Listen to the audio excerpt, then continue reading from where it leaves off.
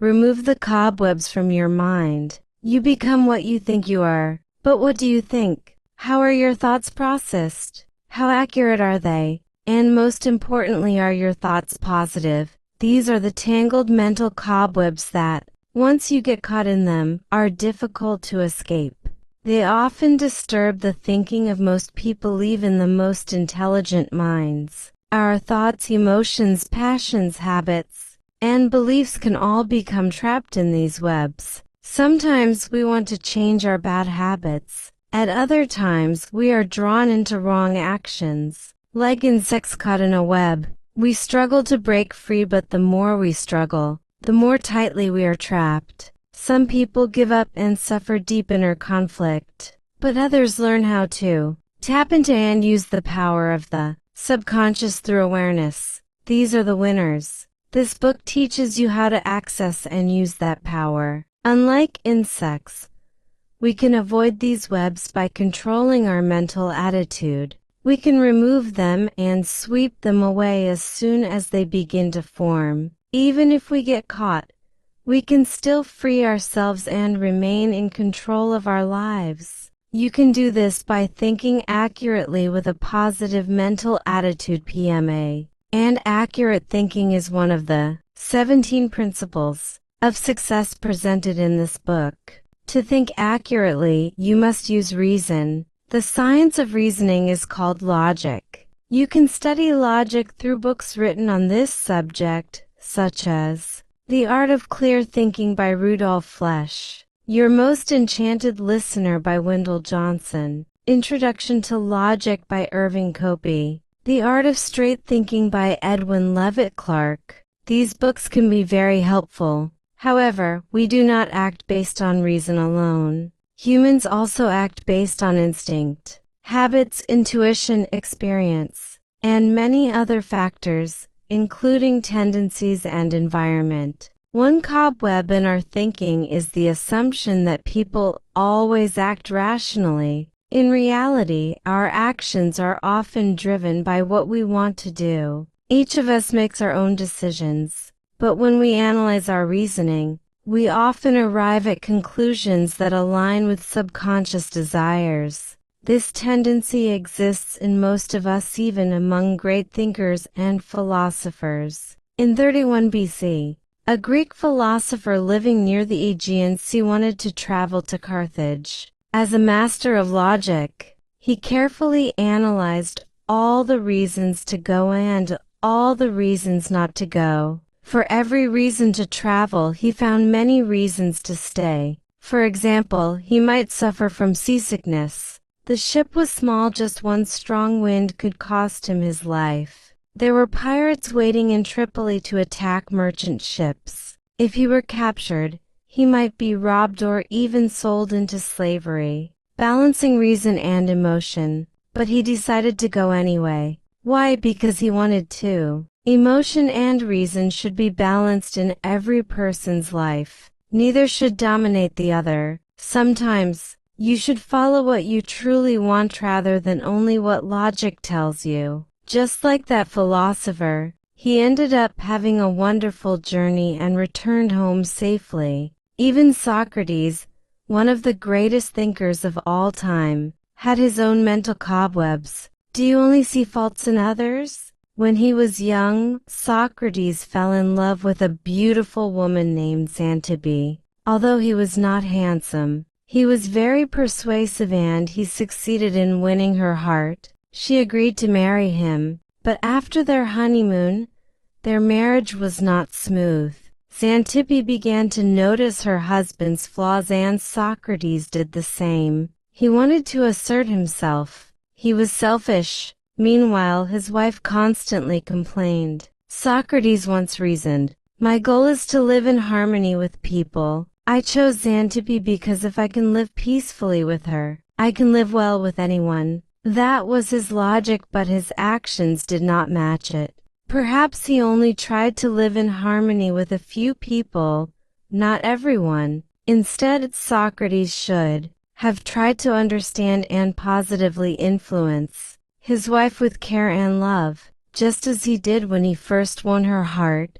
He failed to see his own major flaws, yet easily noticed the smallest faults in Xantippe. Their story is not so different from many couples today. After marriage, people sometimes become distant. They stop sharing thoughts and feelings, and the love they once had slowly fades. They forget to continue nurturing the attitudes and qualities that once made them happy. Look at yourself first. If Socrates and Xantippe had understood these principles, their marriage might have been happier. They should have focused on their own shortcomings instead of pointing out each other's small mistakes. The truth is, when you understand the root of a problem, you can avoid it or at least find a way to solve it. A lesson from real life. One man once joined a course on positive mental attitude. On the first day, the instructor asked, "Why did you join this course?" He replied, "For my wife's happiness." Many people laughed, but the instructor didn't. He knew that many families suffer because people only see their partner's faults, not their own. For weeks later, the instructor asked him again, "How are things now?" "I've solved it." "That's great. How did you do it?" He answered, "I learned that when I face problems caused by misunderstanding others, I must start with myself. When I examined my own attitude, I realized I had been negative. In the end, the problem wasn't my wife, it was me." And suddenly, everything between us became clear. The power of words. Our happiness is often disturbed by many mental cobwebs. Ironically, one of the biggest obstacles is the very tool we use to think, words. Words as symbols. Words are symbols, as S.I. Hayakawa once wrote in his book. Verbal symbols can represent a combination of ideas, concepts, and different experiences. As you continue reading, you will realize that the subconscious mind connects with the conscious mind through these symbols. Through words, you can suggest actions to others. When you say to someone, "You can do it," that is a suggestion. When you say to yourself, "I can do it," that becomes self-motivation. These truths will be explained more fully in the next chapter. But first, let's explore a bit about semantics. Hayakawa, a true expert in this field, believed that understanding the words of others or even your own words is essential for accurate thinking. Do we really understand each other? But how do we achieve that? It starts with truly understanding one another. A simple word can cause disagreement. One day, the uncle of a 9-year-old boy came to visit. That evening, a conversation took place. "What do you think about a child who lies?" "I'm not sure," the father replied. "But I know one thing, my son always tells the truth. Except today he lied." "Son, did you lie to your uncle?" "No, sir," the boy answered. The father turned to his brother. "You say he lied, but he denies it. What happened?" "I told him to take his toys down to the basement. He didn't do it, but he said he did." "Son, did you take the toys to the basement?" "Yes, sir." "Then how do you explain this?" The boy replied, "From the first floor, it's just a few steps. For steps to the window, I put the toys on the windowsill, and the basement is the space below the floor. So my toys are already in the basement." The disagreement came down to one word, basement. The boy understood what his uncle meant, but he was too lazy to go downstairs. When confronted, he used logic to justify his action. Frog legs and logic. When I was young, I loved eating frog legs. One day at a restaurant, I was served frog legs so large that they made me uncomfortable. From that moment on, I believed I didn't like large frog legs.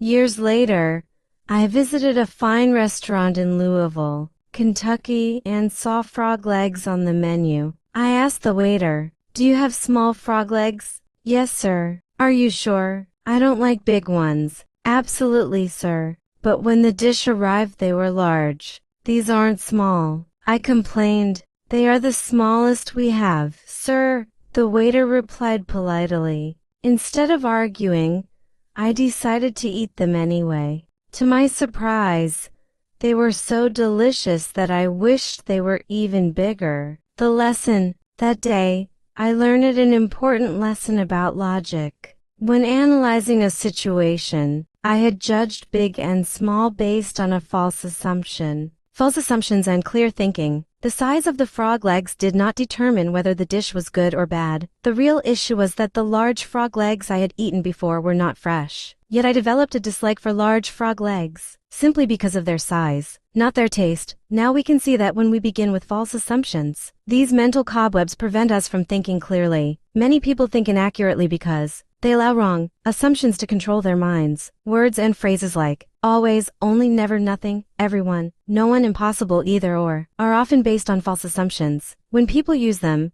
their conclusions are usually flawed. Pressure plus positive attitude equals motivation for success. There's a powerful phrase that, when combined with a positive attitude, can inspire great achievement, but when combined with a negative attitude, it can justify dishonesty and wrongdoing. That phrase is pressure. Pressure can spark creativity, but it can also lead to poor choices, if not guided by strong values. Moral standards are the foundation of all true success, and they are an essential part of a positive mental attitude. PMA. A story of turning pressure into success. In this book, you will encounter many success stories of people who found inspiration through difficult circumstances. In every case, they achieved success without violating ethical principles. One such person is Lee Braxton. He was born in Whiteville, North Carolina, the son of a poor blacksmith, and the 10th of 12 children. He once said, I became familiar with poverty at a very young age. I worked to earn money just to finish 6th grade shining shoes, delivering groceries, selling newspapers, working in a textile mill, washing cars, and assisting in a machine shop,